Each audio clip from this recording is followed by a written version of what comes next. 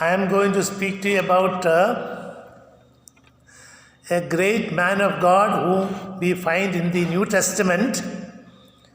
His name is Barnabas.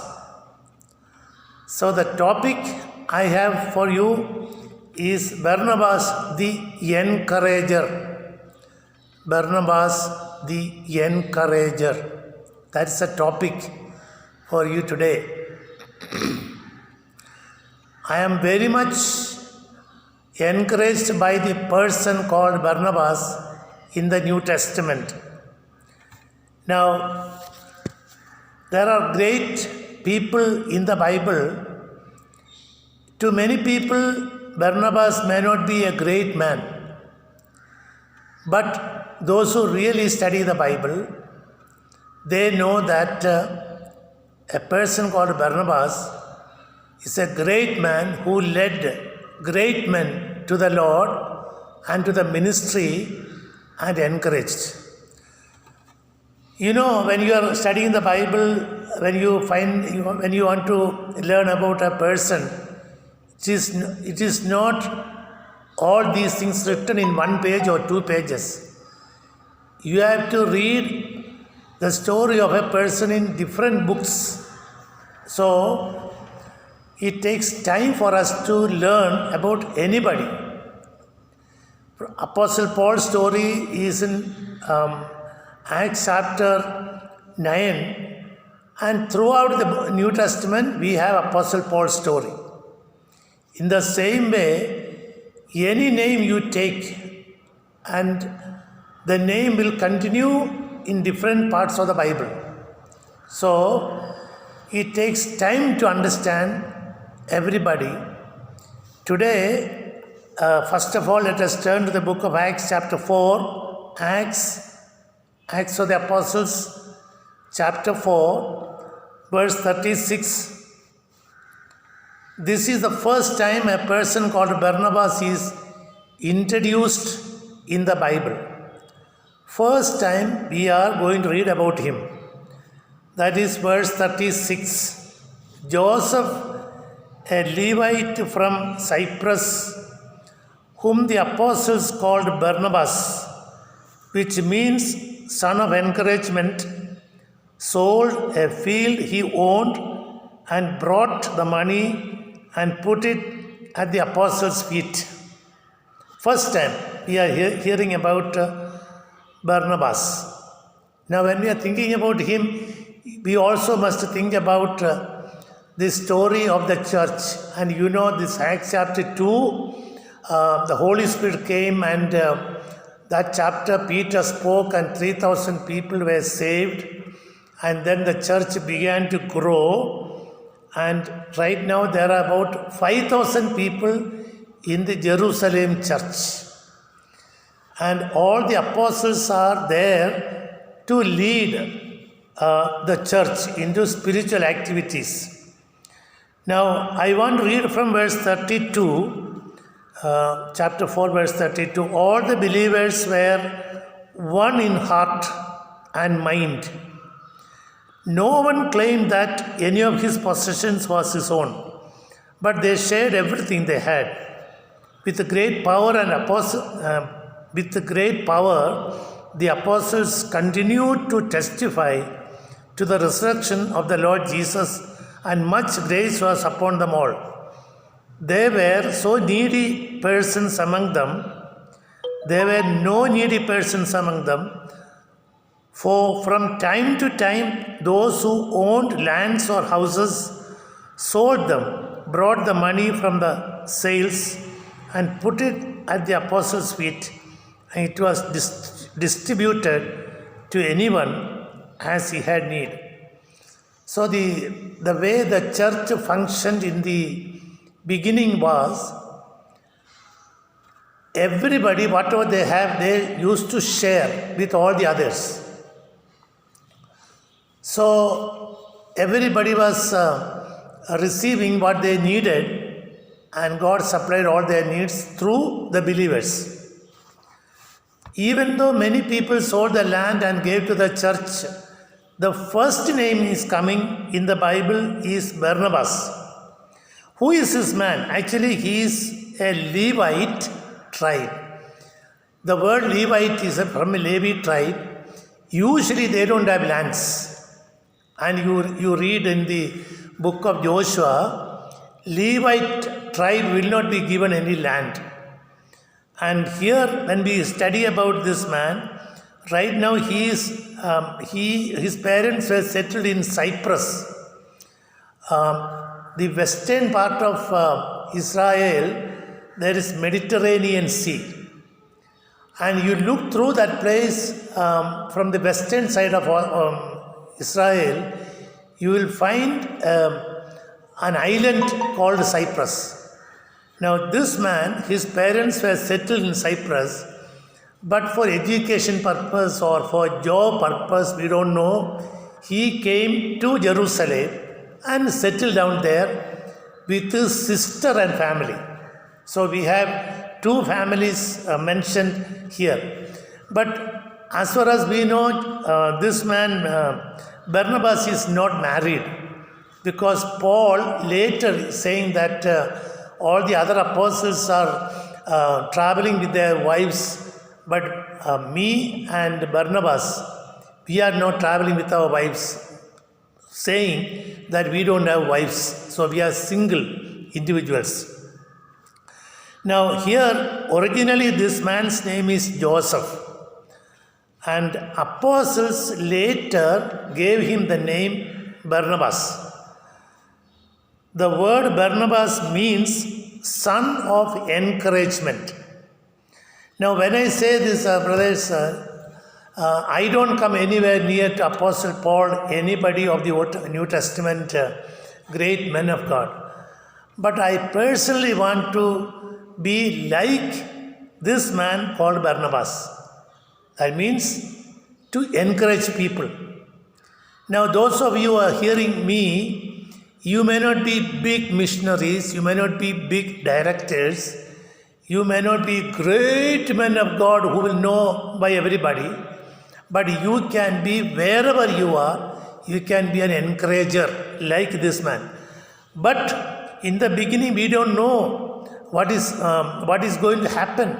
He did not think that he is going to become very famous. All what he did was he sold his property and gave to the church. Many other people did. I also did it. That's all. But then God has great plans for him. Now, if you start reading about this man, you come to know that he, first of all, he emptied himself, and then God started using him. Later, Acts chapter 9, let us turn to Acts chapter 9, verse 27. We see him next here like this, because you remember Paul,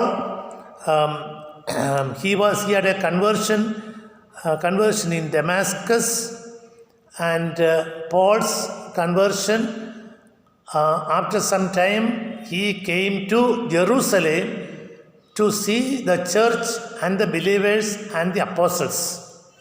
First time. Now, Paul went to Damascus, that is about 250 more kilometers from Jerusalem, to persecute Christians. And then, of course, God touched him, and then he began to stay, but then finally he had to leave the place. Now, when we are reading about this man, Acts chapter 9, verse 27, I want you to listen very carefully. Verse 26 onwards, when Paul came to Jerusalem, he tried to join the disciples, but they were all afraid of him, not believing that he really was a disciple. So Paul came to see, actually Paul went from Jerusalem to Damascus to destroy the Christians. But then he found Christ and he became a strong believer. Then he came back to Jerusalem. But the Jerusalem people will not believe him, including the apostles. They said, "Who is this man? We know who he is. He is the one who murdered Stephen, and through his encouragement.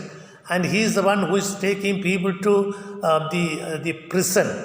And he wants to destroy Christianity." Now that this man from Damascus has come here to Jerusalem, they will not accept him. They will not accept him. Even though he is completely changed. And there comes the story of Barnabas. You look at verse 27. But Barnabas took him and brought him to the apostles. He told them how Saul on his journey had seen the Lord and that the Lord had spoken to him. And how in Damascus he had preached fearlessly in the name of Jesus. Brothers, listen carefully. Who introduced Paul to the apostles? It is Barnabas. Humanly speaking, if Barnabas was not there, Paul would not have been accepted or admitted into the church in Jerusalem. And the apostles would not have accepted him because they think this man is a persecutor. And the first person Barnabas is encouraging is Paul. So Paul began to stay there for some time, but the Jewish people began to try to kill him. So he was sent back. And then he went to Tarsus, his own hometown. I'm talking about Paul. Paul is gone back to Tarsus. What happened to Barnabas now? Now you look at chapter 11. Chapter 11, now we are coming back to understand about Barnabas. Chapter 11, verse 19 onwards, I will read. Now those who had been scattered by the persecution in connection with Stephen traveled as far as the Phoenicia, Cyprus and Antioch, telling the message only to Jews. Some of them, however, men from Cyprus and Cyrene, went to Antioch and began to speak to Greeks also, telling them the good news about the Lord Jesus. The Lord's hand was with them, and a great number of people believed and turned to the Lord. Okay, verse 22. News of this reached the ears of the church at Jerusalem. Great things is happening in Antioch. Antioch is in Antioch.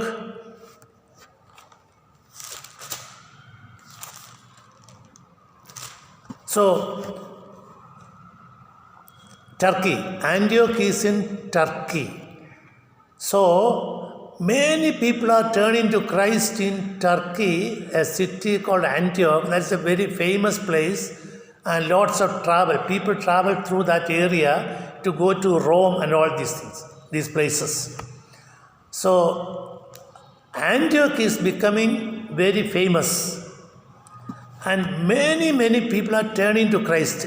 Jerusalem people came to know that. The apostles.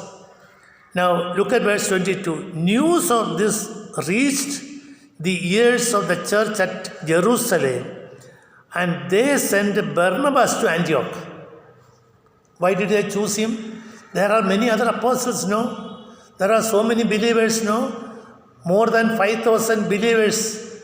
But why did these apostles choose this man? Because he already started being used by God with Apostle Paul's life. Now they think the right person to be sent to Antioch is Barnabas. So now Barnabas is going to Antioch. Brother, when I say this, I'm not only giving some information, but personally speaking, I am so much encouraged with this man, and I want to really follow him. And the way God used him, he did not write any books. He was not as a big missionary like Apostle Paul. But the way God used, is a great encouragement. Now, you may be sitting there and trying to listen to this, but I just want to tell you that, the more you study and you keep on praying in your own heart, oh God, I'm not a so big person, but I can be an encourager. So keep your mind in that level and keep listening. Now what happened? Verse 23. When he arrived, now he is in Turkey. From Jerusalem he came to Antioch, that is in Turkey. When he arrived and saw the evidence of the grace of God, he was glad and encouraged them all to remain true to the Lord with all their hearts. Now he has come to Antioch and he started encouraging. He already encouraged many people in Jerusalem. Now they sent him to Antioch. Now he started encouraging the church in Antioch. Brother, if you are an encourager, wherever you go, you will be encouraging other people. Not only in some places. In your own heart, you have to think. The words come out of your mouth. The way you walk. The way you deal with people. The way you speak. And ask this man. And no wonder, all the way from Jerusalem, they sent this man to Antioch, truly knowing that this is the right person to go there. Many times I ask, if I have a need, or your parents have a need, or your church has a need, whom will they choose? Will they choose you to accomplish something great for the Lord? Are you trustworthy? Now keep looking this side. He says that, verse 24, he was a good man. He was a good man, full of the Holy Spirit. Now some churches, they don't want to hear about the Holy Spirit. They want to hear about only Word of God. Brother, I don't know which church you come from. But there are some churches, some churches they will say Word of God, Word of God, Word of God. Some other church they will say Holy Spirit, Holy Spirit, Holy Spirit. But these two have to come together. The Word of God, Holy Spirit have to come together. Then only you are born again. And then your life will continue to go on by the guidance and the leadings of the Holy Spirit. No wonder this man is led by the Holy Spirit. He became a great encourager. Why? Because he is a man full of Holy Spirit. Now, when I say about Holy Spirit, I want to ask you, are you filled with the Holy Spirit? I remember when I was studying in South India Biblical Seminary, Bangarpet. That was when I was 19 years of age. And I remember going to a room and sitting there praying. And great revival was there in the Bible seminary at that time. One night, one of the staff teachers came and took devotion. And during that time, the Holy Spirit started working in the hearts of each one of us. And all the students were confessing and crying and weeping and saying how bad I am, how bad we have done. So God forgive us. And then they start confessing all their sins very clearly, not hiding. And the Spirit of God started functioning. And during that time, I also said, Lord, I also need Holy Spirit. So I remember going with my classmate and also my roommate, my senior leader, a senior brother. All three of us went into a prayer room and we sat and we started really confessing, praying, worshipping, asking Lord to really clean up the hearts and fill us. I never forget that experience. That is the time I know the first time ever the Spirit of God came into my heart. And I cannot forget. And from that time onwards, all these years, truly knowing that the Holy Spirit is filled in my heart. So when I'm talking about this man, Barnabas, the Bible says he was a good man, full of the Holy Spirit. Brother, I don't know about your life. I don't know what you are thinking about the Holy Spirit. Holy Spirit is not only for a few people. Holy Spirit is for everybody. So sincerely, honestly, truthfully, go and sit and tell. The Holy Spirit will tell you what you have to do. Of course, we may have to confess many things wrong, many sinful things. Everybody has got sin, brother. Don't think that you are the only one or I am the only one. Everybody. There is nobody perfect on this earth. There is nobody sinless on this earth. We all have the sins. But we come to God and say, Lord, you can forgive me, you can cleanse me, you can wash me thoroughly, and then you fill me with your Holy Spirit. And if you are sincerely saying, Holy Spirit will come, and then you will know it. The reason why some of you are really successful, some of you are really wanted by others. Some of you are, some people are coming to you personally to talk to you is because you are filled with the Holy Spirit. If the Holy Spirit is not there, who wants you? Everybody living on this earth are sinful people. They continue to live in sin and guided by the evil spirit. But we are talking about the Holy Spirit. And so in our hearts this morning, by learning about this person called Barnabas, I am so encouraged to tell you that, forget about the past. Maybe you asked God to fill you with the Holy Spirit many times. That's good. Continuously filled with the Holy Spirit. That is fine. You had Holy Spirit last year or 10 years ago. It doesn't matter. Today you need Holy Spirit. So as soon as you get up, if you are remembering it, and you can pray to the Lord, Lord, I want to live a life of holiness today. I want the Holy Spirit to come and fill me, and the Spirit of God will come. So this is what I learned from. He was a good man, full of the Holy Spirit and faith. Trust in the Lord. I know my God will lead me. I know my God will change me. I know He has got great plans for me. I know I am no more a slave to sin. I am already changed and the Spirit of God is guiding me. I have faith to believe that all things are possible. Brother, exercise faith. Start now itself. Wait for God's time. Not be in a hurry.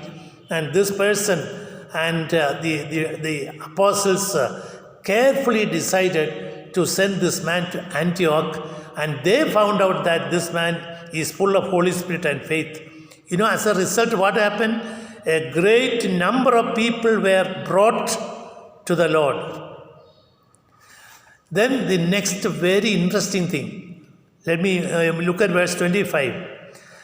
Then Barnabas went to Tarsus to look for Saul. Look at that man. Paul is not wanted by anybody, but Barnabas wants him. I am talking about Paul, a person who had 3 missionary journeys and a wonderful journey towards Rome, and he was in the jail, and the one who wrote 14 books in the Bible, and in the beginning nobody wanted him. Nobody wanted to believe him. It is Barnabas. He is discouraged and he went back to Tarsus. I am talking about Paul. At that time he is Saul. And he went back to his own home state, city, and probably, of course, he is praying and worshipping the Lord, and maybe he is also discouraged. Why? Because the apostles also did not accept him. He is gone back. Suppose you came all the way from Nagaland, and all of us, we are not accepting you. We are very indifferent to you. We are not receiving you. You are expecting us to give you wonderful treatment, but we did not do. So totally discouraged, you went back to your place. Paul did like that. Barnabas, the Holy Spirit, because Holy Spirit is guiding him, no? Holy Spirit came and told Barnabas, you go to Tarsus. Paul is there. He needs encouragement. I tell you, brother, he went. Verse 25. Barnabas went to Tarsus to look for Saul, and when he found him, he brought him to Antioch. So for a whole year, Barnabas and Saul met with the church and taught great numbers of people. Barnabas and Paul. It is not Paul and Barnabas, it is Barnabas and Paul. You know what is the difference? Barnabas is the leader. Paul is not the leader at that time. But he is encouraging. Now we read Acts chapter 13. Acts chapter 13 verse 1. In the church at Antioch, there were prophets and teachers, and the names are there: Barnabas, Simeon, Lucius of Cyrene, Manaen, and all this. Verse 2. While they were worshipping the Lord and fasting, the Holy Spirit said, where are they now? They are in Antioch. What are they doing? They are fasting and praying. You know who is coming to tell the church what to do? The Holy Spirit. Brother, the work of the Holy Spirit, many people have no interest now. They are all guided by big leaders. They are guided by money. They are guided by their own emotions. They are guided by their own mental understanding. Now, here, this is the first missionary journey. You know, we have 14 epistles, and many of them are written to the churches. You know, most of the churches are established by Apostle Paul and Barnabas. This is the beginning of the missionary journey, first missionary journey. I had the privilege to teach a book of Acts in Bangarpet. When I'm saying this, I want to tell you about this Barnabas. Barnabas is encourager to Paul, and Barnabas is encourager to different people. And yesterday I had a telephone call from an archbishop. An archbishop called me to say, as soon as I called him, he said, "Sir, do you remember me? You are my teacher. You taught us evangelism. You taught us evangelism." I was so encouraged, brother. Now he is an archbishop. I'm not archbishop, I'm not bishop, I'm nobody. But I had the privilege to encourage people. And he only said, years ago, I taught this subject. I'm encouraged. Now here, the Holy Spirit is saying, set apart for me Barnabas and Saul for the work to which I have called. So Barnabas and Saul, they started going for missionary work. And thank God, they started establishing churches. And then we, chapter 13, we have another person. Look at verse 4. The two of them sent on their way by the Holy Spirit. Again, you see the work of the Holy Spirit. Holy Spirit is continuing. Went down to Seleucia and sailed from there to Cyprus. When they arrived at Salamis, they proclaimed the word of God in the Jewish synagogues. John was with them as their helper. So first time we are hearing about John Mark. John Mark is the one who wrote, Gospel according to Saint Mark. And John Mark is the cousin of Barnabas. And Barnabas is the one who encouraged John Mark. The first missionary journey, they were together. But after some time, this person was discouraged. John Mark was discouraged, and then he returned. And second missionary journey, Paul wanted to take him also. Barnabas wanted to take him, but Paul said, we don't want to take him now. And therefore, Barnabas and Mark, they both went to another missionary journey. There's a lot, brothers, to say that this man, such an encourager, even though he did not, as I told you in the beginning, even though he did not write any books in the Bible, Barnabas, but Barnabas is the one who encouraged John Mark. John Mark was thoroughly discouraged. And Paul said, we don't want John Mark at a time. But Barnabas came to encourage him. And then they both became even writers also. It was John Mark's house, the prayer meeting was held when Peter was in the prison and he came out and all these things, and you already know the story I mentioned before. Now, I'm so privileged to tell you about this man Barnabas. Now, even though you may not remember everything I said today, you remember this man Barnabas, how God used him mightily to encourage people. He's also called as a prophet. He is also called as an apostle. And he is the one who was working with Paul. And later they all joined together, and such a wonderful fellowship they had. In between there, little misunderstanding, little trouble, doesn't matter. They came back. So this morning, I am presenting to you a man called Barnabas. If you really want to learn more, please read the portions I mentioned. It is Acts 4, Acts 9, Acts 11, Acts 12, Galatians 2, Acts 13, Acts 14. So these are some of the chapters we have. We have the story of Barnabas' life. And I just want to say that as a Bible student, I am very much encouraged to understand about Barnabas, and today I am also happy to share with you about this man. Truly thinking that even though some of us will not become like Apostle Paul or great men, but we can be Barnabases. And Bible says that you must encourage one another daily encourage. So start today. You may say, I already tried many times, but I've never been successful. Doesn't matter, brother.